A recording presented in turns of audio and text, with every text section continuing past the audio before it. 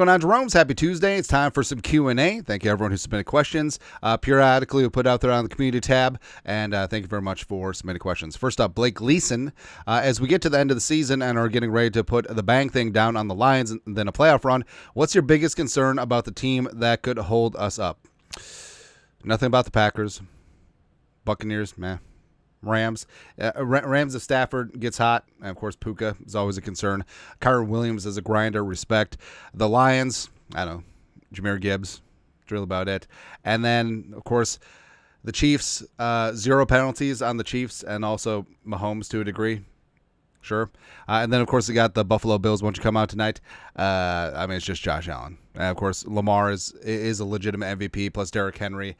I don't know. Like, there's concerns all over the place, but you also feel confident what the Vikings bring to bear. Top 5 offense, top 5 defense, special teams don't kick us in the nuts. Woo! Let's go, baby. That's right. Take it one game at a time. One life to live. Next up, number 2, Lucas Mulder. Is Sam, the best performing quarterback we've seen in the last 20 years? I most definitely think so. Statistically, Kirk Cousins had a couple of decent seasons, but those are just black and white stats in terms of feeling it. In clutch time, of course, you got 2004 Dante Culpepper, get your roll on, 39 touchdown passes, but Dante should have been MVP, but the Vikings were literally 8-8 because their defense was just so bad, and they needed every single ounce of Dante to be able to be viable, but didn't quite work out there. Then for Darnold this year, 4,000 yards passing, 35 passing touchdowns, also ran one in, and passer rating of 106.4. 160 would be a record. It's almost impossible or something. And the Vikings are 14-2. Like, if I showed you this graphic at the beginning of the season, you would probably have a stroke, right? Because you would think, what kind of fan fiction is this? But even though Lamar or Josh Allen is going to win MVP, maybe Burrow, Darnold deserves to finish top 5. He deserves to get a couple of votes, and that's the way that it is right now. And with Darnold, you have to parse out, is this an aberration? Is this something that he can repeat here with the Vikings? Is it something that he can repeat somewhere else? I'm thinking that he could repeat this with the Vikings. I don't think that this is a Keenum flash in the pan type season, which even though 2017 was a ton of fun, I do think that Darnold would have some staying power. But, of course, we'll decide that when we get there. And, yes, 4 more as I get choked up and die. 4 more games. Take care of business Sunday against the low-energy Detroit Lions, and then go from there. Next, this might be putting the cart before the horse, but you're going to jinx it. What's going to happen? The Vikings not going to win a Super Bowl since 1961, please. Andy Ka, when the Vikings win the Super Bowl. Yes. Do you think I should fly out to the parade? I live in Massachusetts. How big do you think the parade will be? How many days is the Super Bowl parade after the Super Bowl? So it varies. It's usually within a week. I think the Vikings would do it a couple days after the Vikings get back. So Super Bowl is February 9th, Sunday, February 11th, February 12th, Tuesday, Wednesday, somewhere in there. So parade route. I think that, of course, the Vikings fans will be loud and proud. Minnesotans, even though it's going to be cold as hell, we're a hardy bunch. Plus, downtown Minneapolis, there's lots of skyways and lots of glass, so people could watch the parade from inside, which would be kind of neat.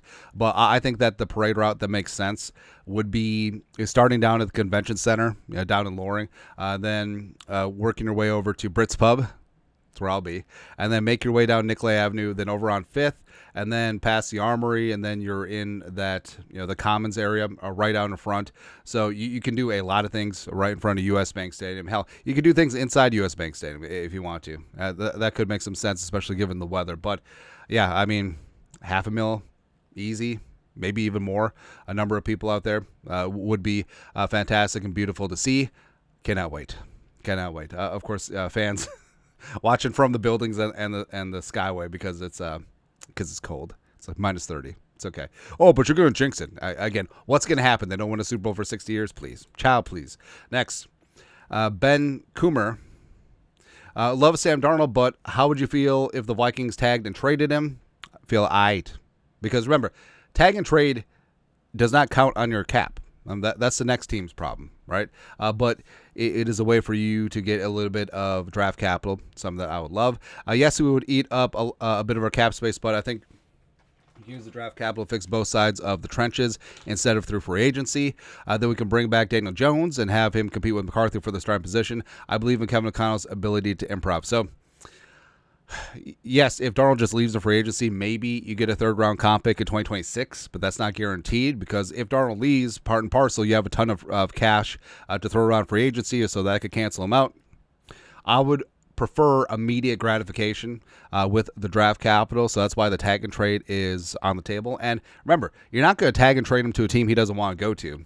I mean, it's a deal that you're going to work out with Darnold, his agent, and the other team, and you're going to get your pound of flesh, maybe a first-round pick plus at this point. And then no muss, no fuss, ideally, to the other conference, which would be good. And then the Vikings would have $78 million in estimated cap space, as well as 2 first-round picks potentially. Even though the Vikings don't have any day 2 selections at this moment in time until they get their comp pick for Kirk Cousins. So, yeah, I'll be down to clown for that. And if that's what the Vikings decide to do, like I think the Vikings will offer Darnold a contract, and if he can get better in the open market.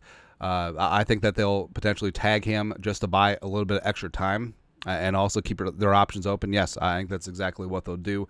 And not so much Daniel Jones competing with McCarthy because it would be McCarthy's show.